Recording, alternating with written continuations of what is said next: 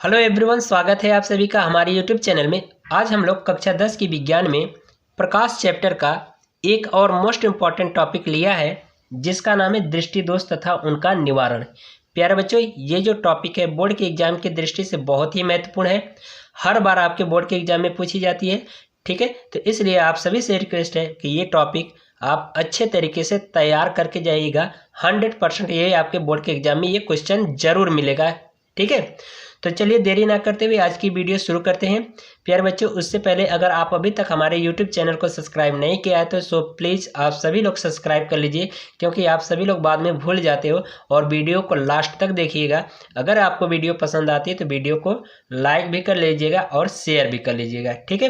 तो चलिए देरी ना करते हुए आज की वीडियो शुरू करते हैं। और इस प्रकाश चैप्टर के जितने भी और भी जो क्वेश्चन है, महत्वपूर्ण क्वेश्चन, प्रकाश के परावर्तन, अपवर्तन, प्रिज्म, ये सभी जो टॉपिक है मैंने पिछली वीडियो में सभी यानी कि पुरानी वीडियो में पढ़ा चुका हूँ, वीडियो अपलोड कर दिया हूँ। तो इसलिए अगर आप अभी तक नहीं देखे हैं तो उस वीडियो को ज़रूर से देखिएगा। और उस वीडियो का लिंक मैं डिस्क्रिप्शन में दे दूंगा, डिस्क्रिप्शन आप ज़रूर चेक करिएगा, ठीक है।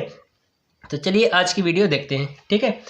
तो यहाँ पर देखिए लिखा गया कि स्वस्थ कह रहा कि सामान्य स्वस्थ नेत्र उसके दृष्टि विस्तार में स्थित सभी वस्तुओं का लेंस क्या होता है, यानी सभी वस्तुओं का यानी कि लेंस द्वारा प्रतिबिंब जो है रेटिना पर बनता है। सिंपल सी भाषा में समझिएगा कि किसी भी वस्तु का जो प्रतिबिंब होता है वो हमारी आँख की रेटिना पर बनता है। और यही कह रहा कि यदि प्रतिबिंब स्पष्ट न बने तो नेत्र में क्या होता है, दृष्टि दोष उत्पन्न हो जाता है। यानी कि इसका मतलब ये है कि जो हमारी आंख पर जो वस्तु का जो प्रतिबिंब बनता है, रेटिना पर जो बनता है, वही प्रतिबिंब रेटिना के आगे या रेटिना के पीछे जब बनने लगता है तो वही वस्तु का प्रतिबिंब हमें स्पष्ट दिखता नहीं है।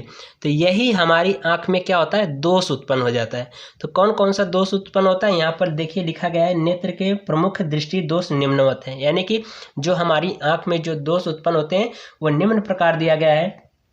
पहला जो है निकट दृष्टि दोष, इसी को हम कहते हैं इंग्लिश में मायोपिया, ठीक है।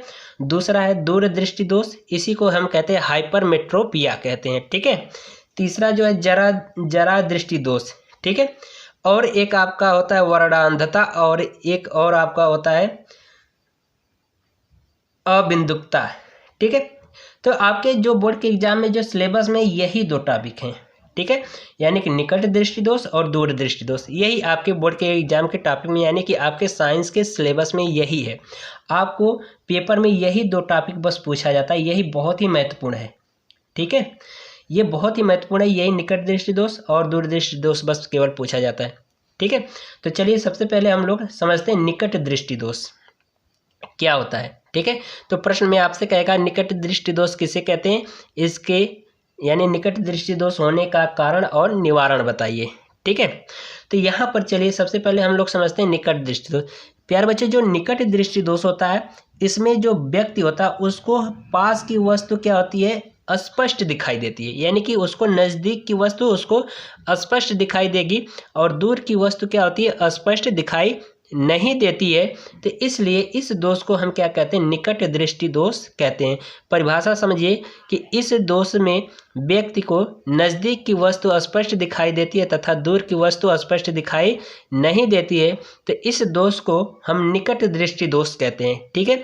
और ये भी ध्यान रखिएगा कि किसी भी वस्तु को स्पष्ट देखने के लिए जो निकटतम दूरी होती है वो कितना होती है, 25 सेंटीमीटर होता है। ये बहुविकल्पी प्रश्न में भी आपसे पूछा जाता है, ठीक है। ये भी ध्यान रखिएगा।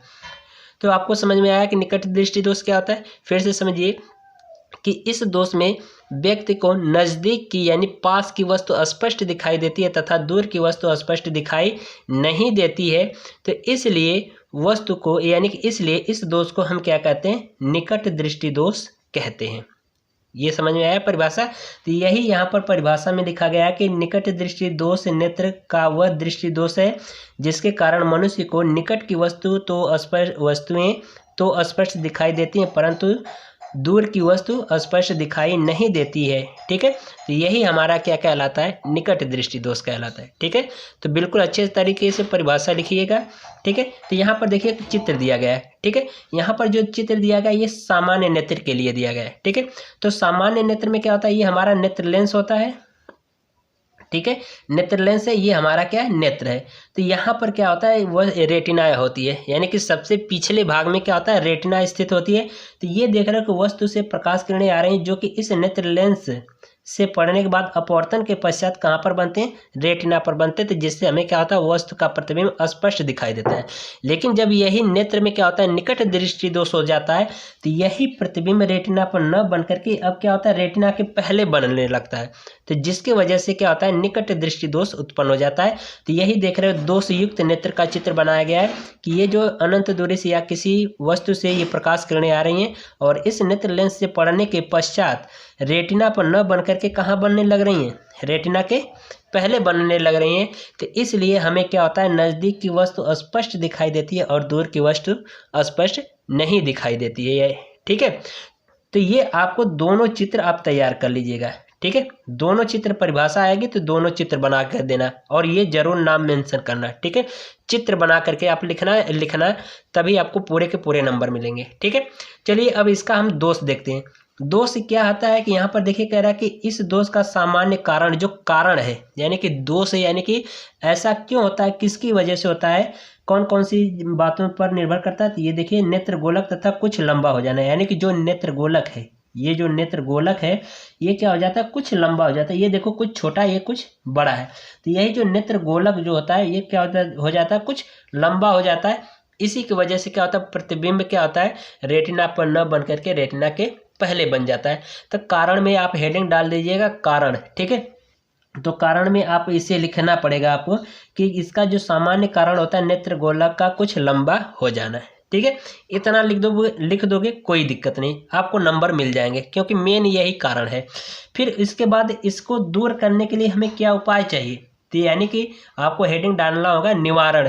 तो निवारण के लिए आपको क्या करना होगा कि यहाँ पर देख रहे हो, निवारण में आपको ये लिख देना होगा कि निकट दृष्टि दोष के निवारण के लिए नेत्र के सामने चश्मे में, ठीक है, एक अवतल लेंस का प्रयोग करना चाहिए। ये मेन चीज़ है, यानी कि निकट दृष्टि दोष से अगर किसी व्यक्ति को हो जाता है तो उसके निवारण के लिए यहाँ पे देख सकते हो, उसके निवारण के लिए हमें कौन से लेंस का प्रयोग करना चाहिए, अवतल लेंस का। ठीक है, ये क्लियर हुआ।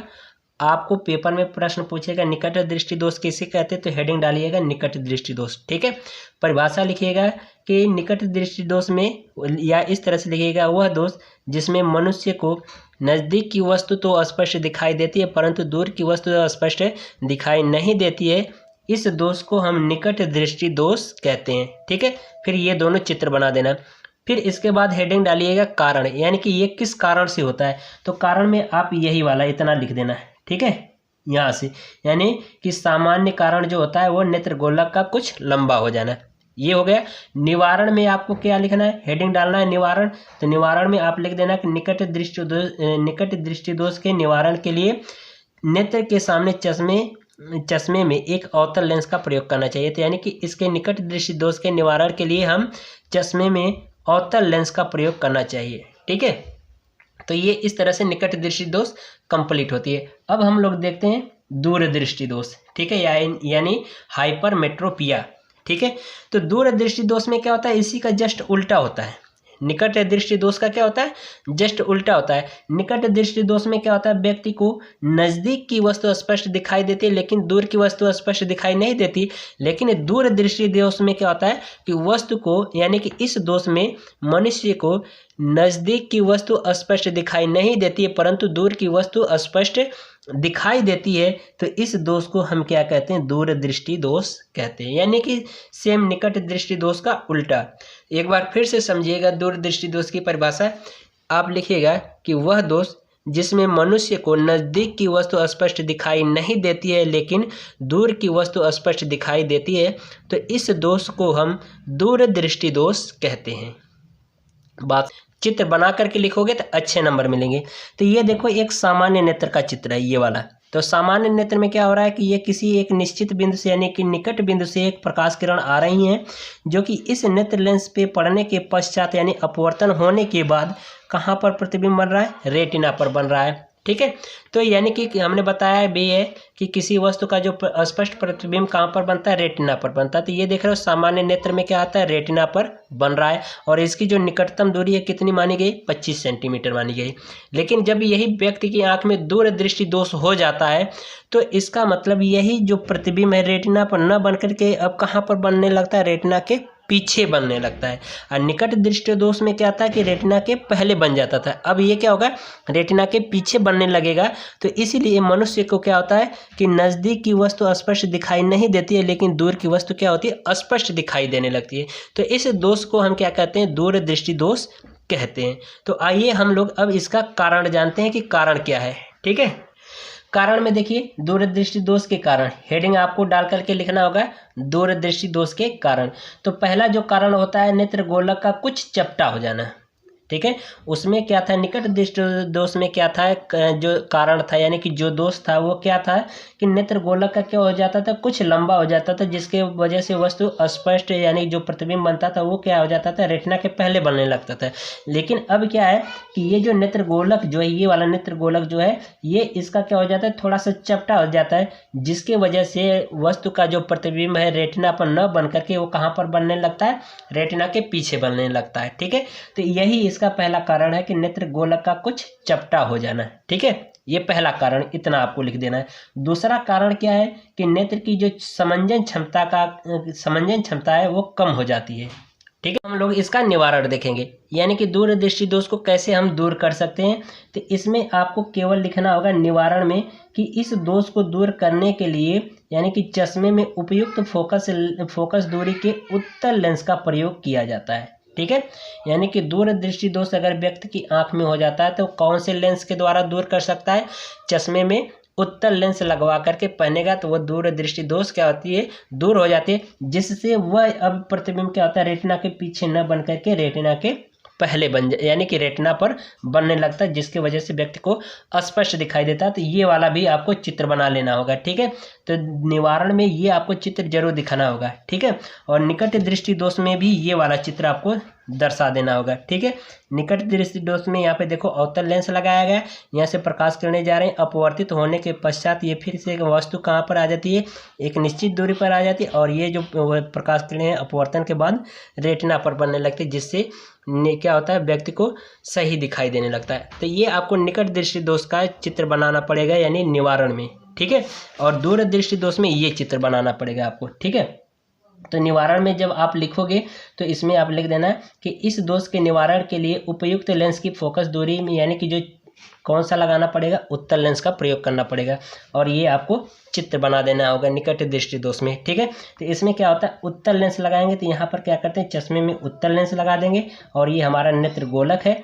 ठीक है, जिससे प्रकाश किरणें आएंगी तो अपवर्तन के बाद क्या होती हैं, अब ये रेटिना के पीछे न बन करके कहाँ पर बनने लगती हैं, रेटिना पर बनने लगती हैं, यानी कि वस्तु का प्रतिबिंब कहाँ पर बनने लगता है, रेटिना पर बनने लगता है, जिससे व्यक्ति को क्या होता है, स्पष्ट दिखाई देने लगता है। ठीक है,